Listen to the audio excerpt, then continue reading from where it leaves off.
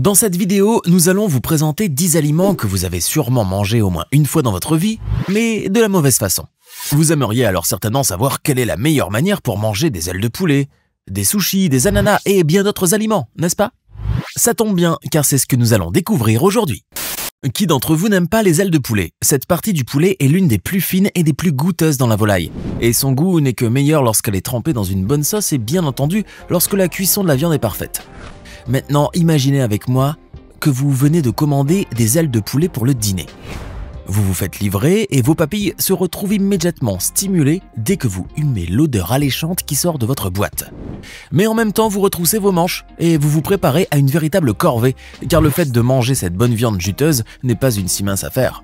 En effet, on a souvent tendance à se salir les doigts avec la sauce ou les os, mais en réalité, tout dépend de la façon dont on mange l'aile de poulet. Eh oui, il est important de savoir comment manger une aile de poulet pour ne pas se retrouver avec des doigts gluants, mais surtout pour ne rien laisser de la viande qui est restée collée aux os. Même si cela peut vous paraître une chose impossible à faire au premier abord, il existe une méthode très efficace pour bien tenir une aile de poulet et pour bien la manger sans avoir à ronger les os. Comme vous pouvez le voir dans cette vidéo, il suffit de retirer le petit os, puis le gros os, en appuyant fermement sur l'extrémité de l'aile, et hop! Le tour est joué et il ne reste plus que la chair à déguster après l'avoir trempée dans une bonne sauce. Bon appétit! Qui d'entre vous ne connaît pas les sushis? Maki, sashimi, nigiri, California roll. Il existe tellement de sortes de sushis que parfois, on peut en trouver toute une panoplie sur un seul plateau. Un vrai plaisir s'invite alors pour les amateurs de ces petites spécialités colorées qui nous viennent tout droit du pays du soleil levant. Mais encore faut-il bien les manger. Car oui, les sushis, ça ne se mange pas n'importe comment. Et ce n'est pas moi qui le dis, mais les chefs qui concoctent ces petites merveilles et qui font tout pour que le résultat gustatif soit parfait. Il est donc très important d'éviter une erreur très fréquente que beaucoup de personnes commettent en mangeant des sushis. Je ne vous parle pas du fait de les manger avec les doigts ou avec une fourchette au lieu des traditionnelles baguettes, ni de la manière dont on utilise ces dernières, mais de la façon de tremper les sushis dans la sauce soja. Si vous aimez le goût de cette sauce et vous n'aimez pas vous en passer à table, sachez que les sushis doivent être trempés côté poisson et non côté riz, car ce dernier absorbe plus la sauce soja et risque alors de déformer le goût sur lequel les chefs ont soigneusement travaillé pendant une longue durée. Il est possible aussi de badigeonner les sushis avec du gingembre mariné préalablement trempé dans la sauce soja afin de ne pas consommer une quantité énorme de cette sauce. Par ailleurs, il faut éviter d'utiliser la sauce soja si les sushis sont accompagnés de leur propre sauce. Mais avant tout, il est fortement recommandé de goûter le sushi avant de le tremper dans la sauce soja afin de mieux sentir le mariage des saveurs du riz et du poisson. Maintenant, vous êtes prêt à manger des sushis comme un vrai japonais. Avant de continuer, il est temps de répondre à la question du jour. À votre avis, combien mesure la plus longue pizza du monde? Réponse A, 930,39 mètres. Réponse B, 1930,39 mètres. Ou enfin réponse C, 2930,39 mètres. Réfléchissez bien et écrivez votre réponse dans les commentaires. Vous saurez si vous avez raison ou tort avant la fin de la vidéo. On reprend. S'il y a un aliment que tout le monde ou presque adore, c'est bien les cupcakes. Cette jolie pâtisserie irrésistible montée de crème fouettée et souvent très colorée nous fait bien saliver et nous donne toujours envie de n'en faire qu'une bouchée. Pas vrai? Sauf que manger des cupcakes, ce n'est pas toujours pratique. Et oui, se barbouiller le visage de crème ou avoir du glaçage sur les doigts, ce n'est pas joli à voir et surtout pas très propre. C'est pourquoi certaines personnes ont inventé leur propre façon de manger des cupcakes. Comme on peut le voir, la méthode consiste tout simplement à diviser le cupcake en deux et de garder la crème ou le glaçage entre les deux parties du gâteau de façon à le manger comme un sandwich. Bon, certains préféreront sûrement se salir les doigts ou le bout du nez plutôt que de manger le cupcake de cette façon. Et vous, qu'en pensez-vous? D'ailleurs, si vous aimez cette vidéo, n'oubliez pas de cliquer ici pour vous abonner et d'activer toutes les notifications pour ne rater aucune de nos prochaines vidéos. On continue. Quand arrive la saison des grenades, on a bien sûr toujours envie d'en manger et de profiter au maximum du bon goût acidulé des graines de ce fruit. Mais encore faut-il fournir des efforts pour éplucher une grenade avant de manger ces petites graines vermeilles. En effet, la grenade n'est pas un fruit si facile à consommer et l'ouvrir pour en extraire les graines peut être une véritable corvée, notamment s'il faut en éplucher pour toute la famille. Mais heureusement, il existe une belle et bonne façon d'ouvrir des grenades. En effet, il suffit de faire une incision sur la peau du fruit, puis de détacher les petits blocs de graines dans un saladier rempli d'eau. La peau interne va flotter ensuite à la surface de l'eau, qu'il faudra par la suite enlever pour ne garder que les graines. C'est très simple, non?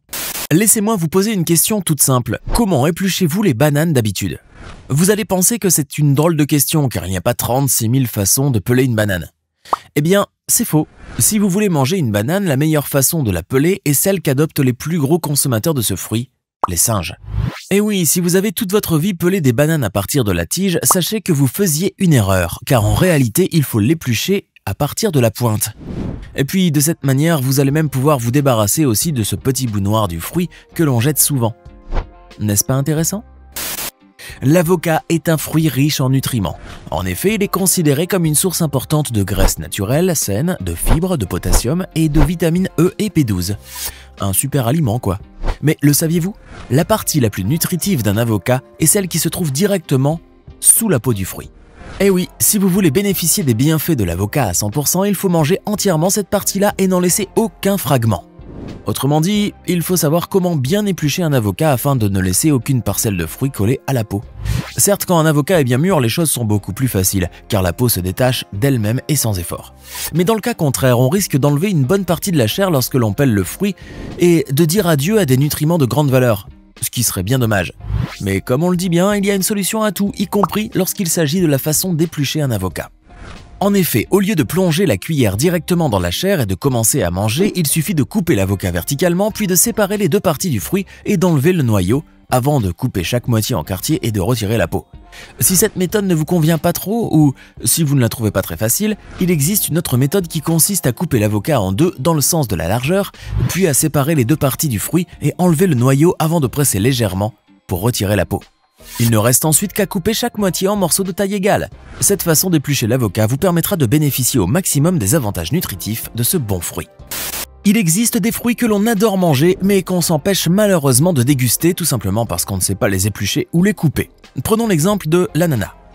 À moins que l'on ne vive en Thaïlande ou dans l'un des pays où l'on trouve tout type de fruits exotiques sur les étals, le fait d'éplucher et de couper un ananas peut s'avérer une tâche très difficile et très gênante à réaliser. Mais en réalité, éplucher et couper un ananas est beaucoup plus simple que l'on le croit. Il existe en effet différentes façons d'y parvenir, comme vous pouvez le voir dans cette étonnante vidéo. L'une d'elles consiste tout bonnement à trancher la base et la tête du fruit. Ensuite, il suffit de découper l'écorce en longeant la chair tout autour de l'ananas. Il ne reste alors plus qu'à réaliser des incisions en diagonale en suivant la position naturelle des yeux afin de les ôter. Maintenant, vous n'avez plus qu'à trancher le fruit en rondelles ou en morceaux et de profiter de sa chair juteuse. Il y a 1001 façons de manger une pomme. On peut en effet la manger après l'avoir épluchée et coupée en quartiers ou en petits morceaux, ou encore, on peut croquer dedans tout simplement. Mais pour cette dernière façon, chacun a sa manière de le faire, et toutes les méthodes ne sont pas bonnes. En effet, tout dépend de la partie que l'on croque en premier.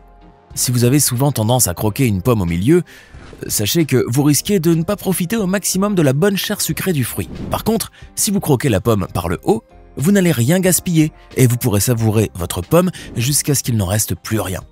N'est-ce pas une bonne idée ? Venons-en maintenant à un plat très populaire que tout le monde adore manger, la pizza. Tout le monde aime savourer ces tranches de pâte garnies et pleines de fromage. Mais savez-vous au moins comment il faut manger une pizza ? Car oui, une pizza, ça ne se mange pas n'importe comment, cependant, chacun a sa propre façon de s'y prendre et bien sûr, cela dépend du type de pizza et de sa minceur. Si la méthode la plus courante consiste à manger une pizza avec les doigts en partant de la pointe avant d'arriver à la croûte, certains font le contraire et préfèrent commencer par la croûte. Ne soyez pas trop surpris, mais pas mal de personnes audacieuses optent pour cette méthode, bien qu'elle ne soit pas très pratique pour beaucoup d'entre nous car on risque de se retrouver avec du fromage et de la garniture sur les doigts. D'autres encore préfèrent tout d'abord plier la croûte en deux avant de commencer à manger, voire même plier toute la tranche, à moins que celle-ci ne soit lourde, épaisse, croustillante ou bien très garnie. Par ailleurs, il existe une autre catégorie de mangeurs de pizza qui sépare la garniture de la croûte, soit parce qu'ils n'aiment pas la croûte, soit pour la laisser à la fin et la tremper dans une sauce avant de la déguster. Et puis, je suis certain que vous n'avez encore jamais vu cela, mais il y a ceux qui préfèrent empiler les tranches de pizza ou encore rouler les tranches avant de les manger. Si, tous les ingrédients de la garniture restent piégés à l'intérieur, mais l'inconvénient de cette méthode est que ces ingrédients peuvent déborder. Enfin, il existe une technique que beaucoup préfèrent adopter encore de nos jours, celle de la fourchette et du couteau. Certes, il s'agit d'une approche efficace et moins salissante, mais encore faut-il faire preuve de patience pour y arriver. Reste toutefois à savoir si nos amis italiens approuveront l'une de ces méthodes. Maintenant, dites-nous dans les commentaires, connaissiez-vous les méthodes de manger ces différents aliments avant de regarder la vidéo d'aujourd'hui ? Avant de nous quitter, voici la bonne réponse à la question du jour. La plus longue pizza du monde jamais préparée mesure 1930,39 mètres. Le record a été battu en 2017 en Californie. Si vous avez écrit la réponse B, vous avez alors parfaitement raison.